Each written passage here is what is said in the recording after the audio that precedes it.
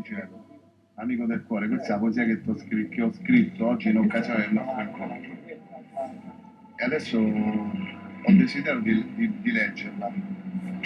Flusso d'amore, anime armoniose, fluiscono con vita vissuta vitale, racconti di se stesso, luce riflessa, parole pregate. Lui è felice di noi, liberi di amarci l'un l'altro.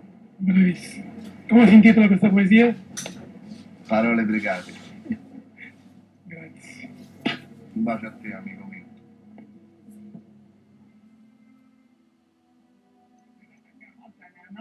Ho visto questa cosa in te, mi ha colpito tantissimo parlando di poesia.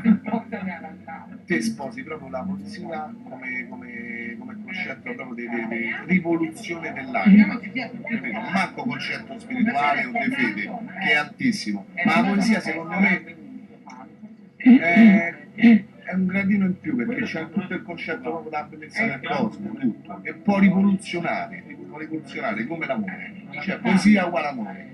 Non c'ha scopi politici, non c'ha scopi religiosi, non c'ha scopi di niente, eppure è incondizionata. Quindi il viaggio che ho fatto con te da quando ti ho conosciuto, la rivoluzione, è come una staffetta. La poesia non è libera, non è poesia. Bravissimo.